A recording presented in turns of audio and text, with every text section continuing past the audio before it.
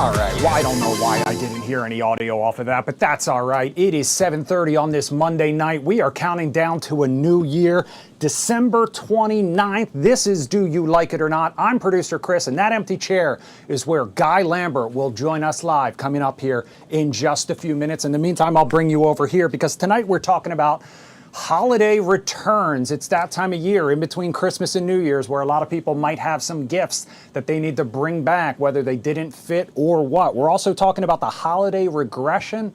We're talking about the New Year countdown, of course, and much, much more. Of course, I cannot do this alone, though, so let's go ahead and talk about how you can be a part of the show and join us live. All right, this is my favorite part. You guys know the drill by now. We are streaming a lot of different ways to do it. Of course, if you're watching on YouTube, you can leave some comments in the chat. If you're watching on Fox Local, on your connected TV, you can go ahead and scan the QR code, make it a two-screen experience, and that'll take you directly into our Zoom room. If you've never done it before, you'll meet some lovely faces and have a good time. If you're watching on the Fox Local app on your phone, fox5dc.com, Fox Local, any version mobile, and you want to join the Zoom room and you can't scan the QR code, we've got it pinned to my profile on Instagram. That's Fox 5 Producer Chris. And we're also streaming on TikTok at Fox 5 Producer Chris. So hello to everyone who is watching there.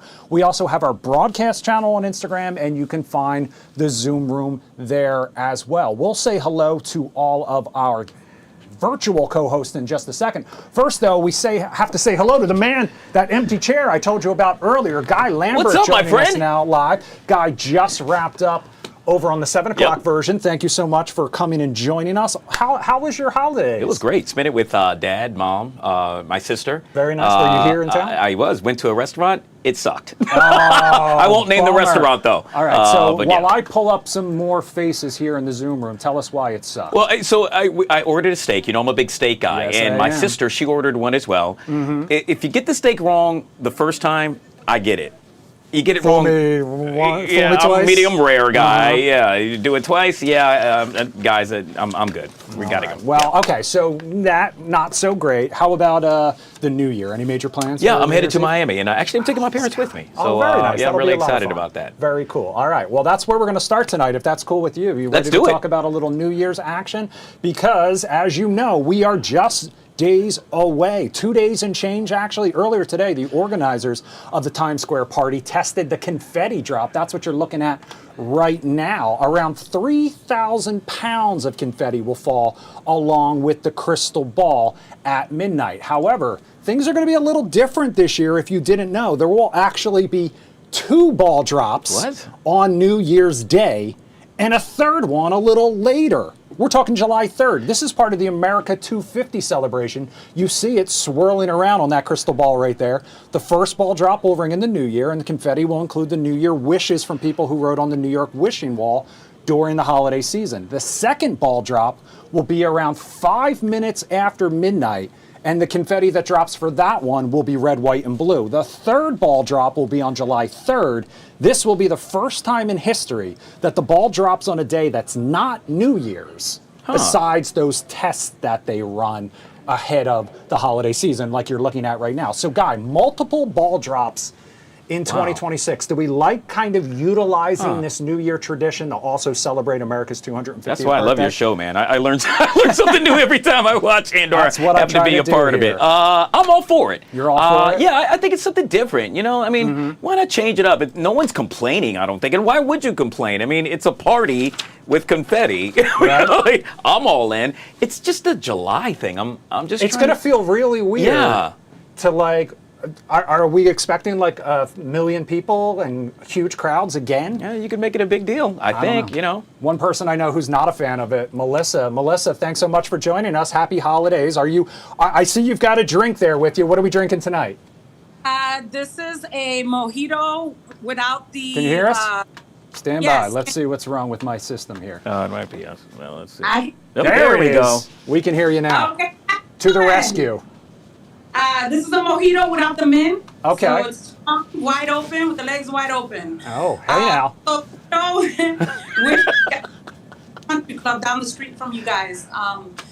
As a former New Yorker, yes, I used to attend the New Year's Eve festivities and things like that. But it's bad enough that these folks have to stand there, especially standing there for 12 hours. And then you're going to go ahead and do extra balls. Like, come on, you got better money, better things to spend money on than to be, putting on extra balls to come down a pole. Yeah. I'm sorry. Honest to God, I wrote this story with the sole reason of being able to say balls drop multiple times. Allison, gosh. I apologize in advance. Good vibes, good life. I'm loving the message. Happy early New Year. Do you like the idea of celebrating America's birthday the same way we celebrate the start of a new year with this ball drop in Times Square? I'm with Melissa. I would just have to say again, if you think about the waste of money here, the economy is going through a lot right now with all of that extra paper you're having everywhere, extra cleanup, that's extra cost for that. There's other ways to celebrate. Everybody can announce it on every radio station and TV, like, hey, let's celebrate, or everybody wear red, white, and blue today. But something more cost effective, I think, would be better. Yeah, that's fair. All right. I understand how people feel about that. It makes sense. In the meantime, let's talk about another aspect of the new year. We know the new year, 2026, all about those resolutions and hope. At the same time, though, the Sunday before, it was all about saying good riddance to the things we want to leave behind in 2025. It's called Good Riddance Day. And visitors to Times Square get to write down what they want to ditch, then they symbolically rip it up. They throw it in that trash can that may or may not have a fire going in it. So we wanted to know what you plan to leave behind as well as we turn the page on a new year. We posted this in our broadcast channel earlier today. And as you see, Chad, our friend, said debt. I embraced minimalism and became debt-free in 2025. So big congratulations to you, sir, because that ain't easy. I'm entering 2026 with an 810 credit score. My bank is proud. My parents are cautiously optimistic. 2026 is looking financially boring, and I love it. Freddie says, my negativity and especially stress. Zayla says Trump. All right, that's our president. Lovely Shell says my self-destruction and overthinking. And Diva Hot Sauce says bad attitude, bad bosses, and nosy so-called friends/associates. So, Guy Lambert, what would you like to leave behind? Good riddance. Say good riddance to in 2026. All right, I'm the probably king of procrastination. Okay. And so for me, it's procrastinating. I could do so much better if I just get rid of it. But I think a part of that is recognizing it, understanding it, and embracing that, yeah, I could really do better. Definitely easier said than done, Right. for sure. I'm with Chad. Chad, that's one of my huge, obviously saying goodbye to debt, that would be very ideal. But I also like the idea of kind of letting go of that kind of negative, the negative thoughts, life will be mean enough to you. Yeah. We don't have to be mean to ourselves as well. Freddie, that was basically what you said. You wanted to get rid of those negative thoughts, right? Yes, absolutely, Chris. And first of all, I want to say, how was your Christmas holiday? I had a great Christmas holiday. Thank you so much. And for you, Freddie. Guy, how was your Christmas? Absolutely awesome. Exactly. So, based on what you said about negativity, though, I had a lot with negativity stuff in my mind. So, believe me, when it comes to, sorry about that stuff. So yeah, when it comes to like being busy and everything else in my mind, like it's just like I can't take the stress anymore. I'm going on with school. I'm in university, so that's why I have to like. Yeah. It's hard to know. Yeah, exactly. Totally understand. And But I things think are gonna get better in 26. There you go. that's what we're all hoping for. Oh, Maria's in the Zoom room. Oh, Maria, thank you so much for joining us on this. What did you call it earlier? Twixmas, the period between Christmas and New Year, where no one really knows what day it is. But 6-7, Exactly. 6-7. What would you like to say good riddance to in 2026? I would say good riddance to overthinking. And Yeah. good riddance also to self-sabotage. Ooh. Because there are some times where there are great opportunities and just the overthinking and sometimes the negative self-talk. So I would say good riddance to overthinking, good riddance to self-sabotage. Yeah. Please and thank you. Those are excellent ones that I agree with wholeheartedly. David's in the Zoom room as well. David, how was your holiday season so far? It was fantastic. Alex got a lot of good presents here, and he's been playing hard at them and keeping me busy playing. That's what I love. That's what I love to hear, keeping you busy. What would you like to say good riddance to in 2026? First, you said this is Twixmas. Okay, no, I'd say this is the 5th day of Christmas. Fifth day, Okay. so you should be getting 5 golden rings. 5 today, golden Chris. rings, baby. I got 4 to go. Okay. Today's the day. But what am I leaving behind from 2025? Jim Loke. Take that, buddy. That's right. He's not even here to defend himself. Yeah. Otherwise, I would march down there and grab him right now. Jim Loke. All right. So you're joining the producer Chris and Guy Lambert train instead. There you go. He's going streaming and digital only. That's what we love to hear. And that's how I choose to take that response, David. I'll just assume that's how you meant it. All right, guys. My arch nemesis, Jim Loke. Arch nemesis Jim Loke. All right, this next story is for anyone who may have gone home for the holidays to visit mom and dad. I know Guy Lambert spent it with mom and dad because while there's no place like home for the holidays, experts say holiday regression is real. That is the tendency to revert to old dynamics and habits when we are surrounded by our family members. As a result, adult children can easily revert back to how they were as teenagers. Ooh. Experts say many adult children also start to question themselves and seek permission to do things that they would normally do on their own. Guy, does this hit a little close to Oh home my gosh, for the does it hit holidays? home? Yeah, that's a home run for me.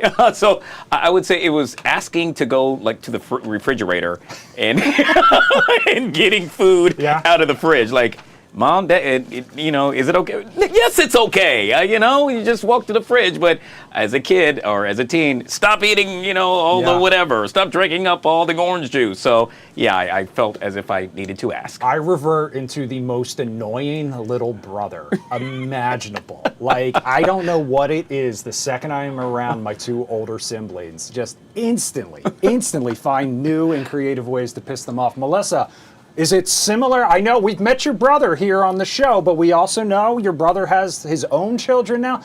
Do you find that kind of dynamic still playing out? So I'm the oldest, and I was the one who raised them. So their kids are like my grandkids because they were my firstborns. And when my mom, I went to West Virginia and we all got together, and I'm running the show. Like, I'm the one telling the grandkids not to do nothing, not to be jumping, screaming, fighting, or whatever. And my mom is looking at me like, who the hell are you? And I'm like, you had me in charge the whole time. Wow. It's not going to the day I die. So that's how we did. Understood. Allison, how about you? I know you have children, and I know they run the gamut of ages. Do you see similar dynamics playing out when they're home? Pretty much. I haven't had all 5 of them in the house at one time in probably about 12 years, but I had 4 of them yesterday at once, and that was amazing.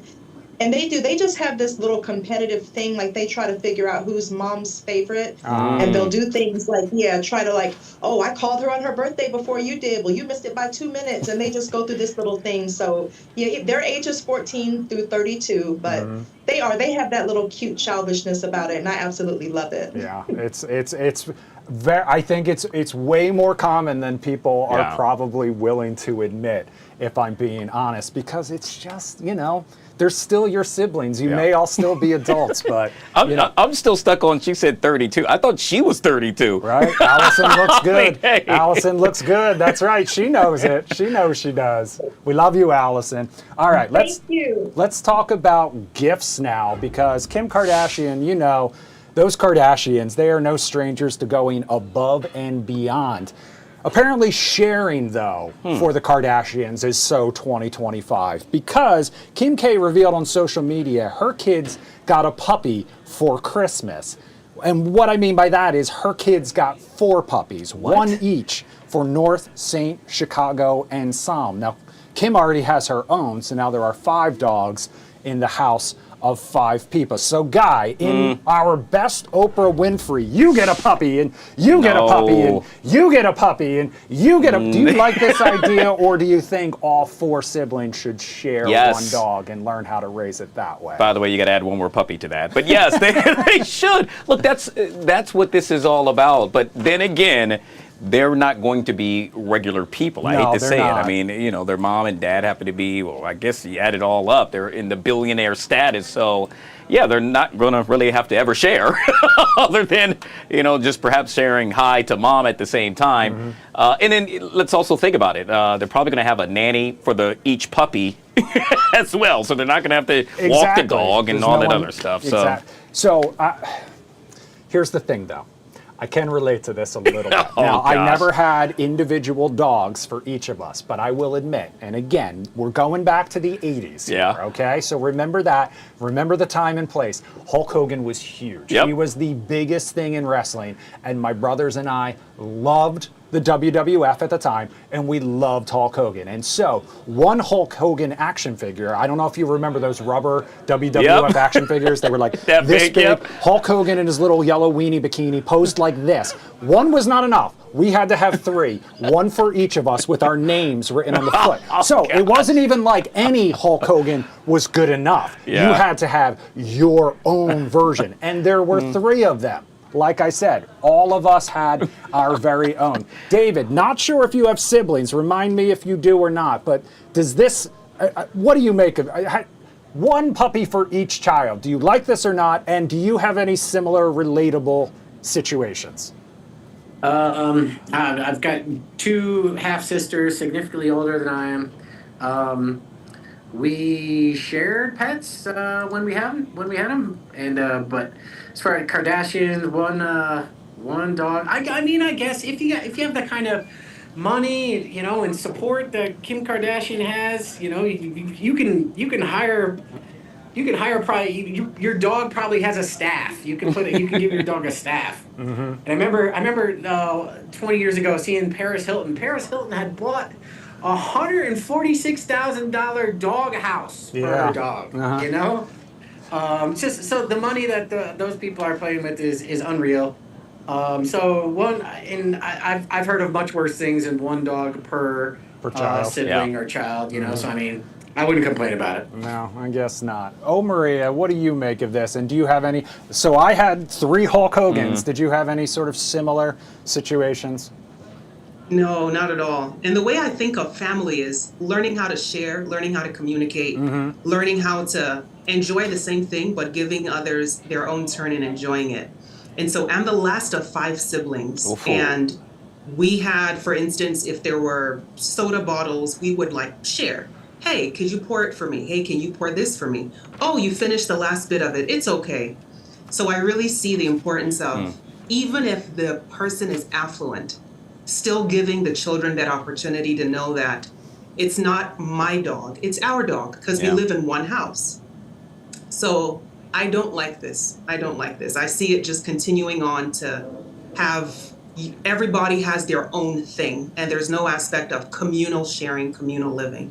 So Yeah, I get that. And so, again, the Kardashians, not like us, as they say. So I don't think anyone's overly surprised, and I know PETA especially wasn't thrilled about it. But not because she got 4 dogs, it's because they said she didn't adopt them from the shelter. So not shocked about that. All right, listen, we started this half hour talking about holiday returns. This is that week, kind of in between Christmas and New Year's, where a lot of people may be going back to the store. They may have loved the gift that they got, but it might have been the wrong size, etc. But the question we have now is there a line for what you can bring back? As in, are there some things where it's really just not worth the effort whatsoever? Take a listen to what one person on TikTok had to say. I'm about to walk into Trader Joe's and return this $2.99 hand soap. Does not smell like apple cider. It's gonna feel like a little bit awkward, a little bit embarrassing to be like, excuse me, can I please have my $2.99? My money is for cool only, and I'm not about to throw it in the trash and just light it on fire. If you don't like something, return it, take it back. Never feel embarrassed to protect your money. It's your card and your money is for cool. All right, here I go. All right, so you heard her. Protect your money, Guy Lambert. Do you agree with this take? Do you like the idea of returning something that's worth $2, or is your time more valuable than that $2? All right, and it's you all could relative. just give it away. Yes, theoretically. yet What do you again, make of all this? relative. $2.99? No. Look, you spent $2.99 with regard to the gas you used to drive back to the store to drop this thing off and get a refund. Not for me. Now, if it happened to be, let's say, a very pricey suit, which you know I love, then yeah, I'm going to take it back. It's just kind of like when you take food back, and I made mention of doing it earlier. I just get kind of weird about that. You know, after a while, I'm just like, just might as well keep it. You know, just move on with life. Yeah, I am very much of that same attitude. And also, I don't know whether it's laziness, but like there are things that I have ordered online, and even though they were more than $2. Yeah. Let me be clear about this. And if my wife is watching, she knows exactly what I'm referring to, because I was in a wedding earlier this fall, and I had to order a tan suit, and I ordered 3 tan suits. Guess how many tan suits I still own, Guy Lambert? All 3. I own 3 tan suits. Melissa, when it comes to returns, do you have kind of a threshold for what you're willing to do to return something? No, I do that. I do that a lot with Aldi. I test, something, and if you don't like it, their policy is that if you do have the receipt to bring it back, you can bring it back. So yes, I have done that. While yes, you can go ahead and spend more money on gas taking it back. However, it's my money, and if I want to spend it the way I want to spend it, I'm going to go ahead and return it. And if I don't like it, I'm going to get something else or get my money back. So yes, I'm guilty of doing this. Yeah. Yes. I am so guilty of doing this. Allison, how about you? Do you have a threshold for what is worth returning? Not really. I'm not a returner. I just don't like it. I don't have the patience for it. And I've even had a situation like you with the tan suit. I had the same situation with pink suits, where I had one that I purchased in China, and their sizes are a lot smaller. Oh yeah. So it only cost me $150, but $79 to ship it back. So I just kept it and still bought another. I'm like, I'm either going to lose weight or find somebody that will want to wear it. So. But I'm not a returner. That's the thing. And, there are plenty of things where in my head I'm like, well, maybe I'll lose that 65 pounds and be able to fit into this at some point. Plus, I have fallen so victim to, like, the classic, like, order something that you saw on social media and what I got versus what I ordered. Yeah. Wildly, wildly different. Hey, Michael is in the Zoom room tonight. Michael, thanks so much for joining us. Can you hear me? Yeah.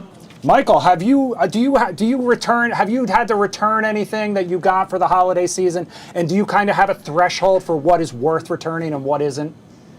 No, I didn't have to. Okay, well, that's lucky. We're glad to hear that. Thank you so much for joining us, as always. All right, so, Guy Lambert, we've had a busy first half of the show. Coming up next, first of all, keep the comments coming on all of the stories we have talked about so far. We have more on the way, though. Coming up next, we're talking about why more and more people are planning to fly naked in 2026. Not like that, though. Keep your mind out of the gutter. We're going to take a quick break. We'll be right back.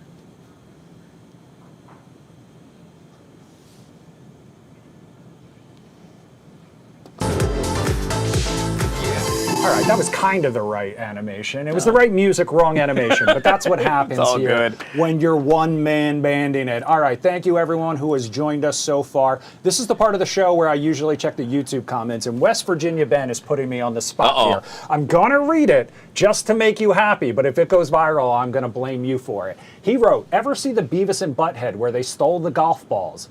Butthead, many balls look the same, sir. Beavis, yeah, I have two that are identical. Thank you so much for saving me on that one. That was the pinnacle of my professional career. All right, well, let's go right from that to something else that is just absolutely not appropriate for TV in any previous version of what you would imagine, because we are talking about the former trend of raw dogging it. That is a travel trend in 2025 you may have heard before, and if you don't know, that just basically means boarding a flight with no like media or books. You just sit there and stare at the back of the seat in front of you the entire flight. However, that is old news. 2026 is apparently all about flying naked, but not like that. You will still be fully clothed, but you will not bring any luggage with you, just your wallet, phone, and a charger. Some travelers opt to do it to save money on bag fees. They say they can either ship things they need for less or just buy the new things they need when they arrive. So, Guy Lambert, as a frequent flyer, all your trips down to Miami, the idea of flying naked, do you like this or not? No, look, I'm a frugal guy, but come on, guys. I mean, this is to the extreme.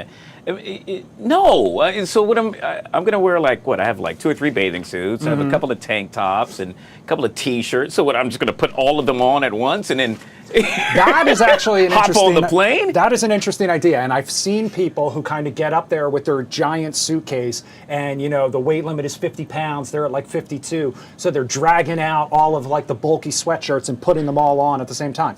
Plane's still going to weigh the exact same amount. They're not getting rid of anything.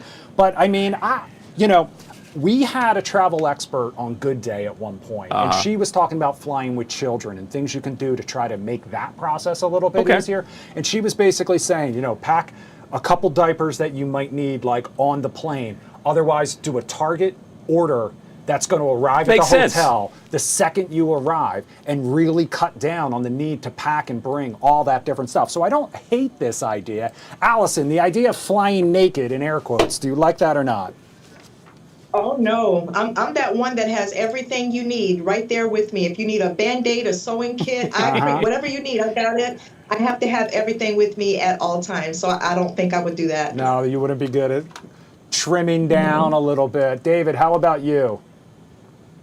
Hey, your definition of raw dogging on a flight is different from mine. I thought it was. Oh, hey. Where's your mind at, Guy? Guy, tell me where's your mind at?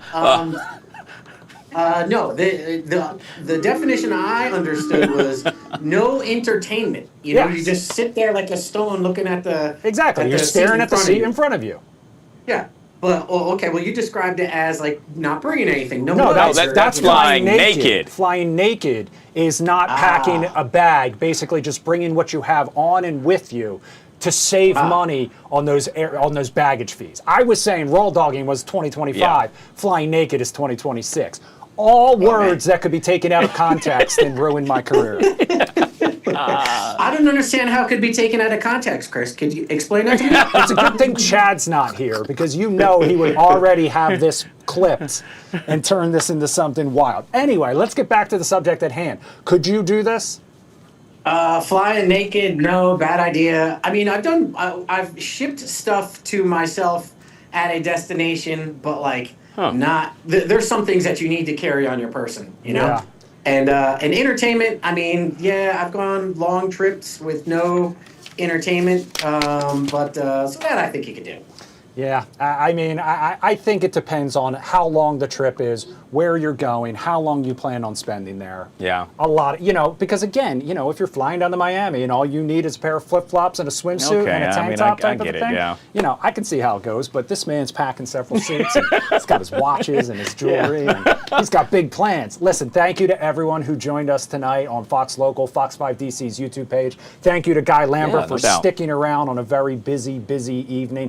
Thank you to everyone. We'll be back at 9 o'clock, Tony P, live in Boston. Nice. We're also talking to one of the stars of the new show, Palm Beach, members only on Netflix. Wow. That's coming up at 9 o'clock. Good We'll stuff. see you back here tomorrow night, same time, same place. And you can catch Guy Lambert weekdays, noon on Fox Local. Have a See ya. great night. Fox 5 News at 8 is next. Good stuff.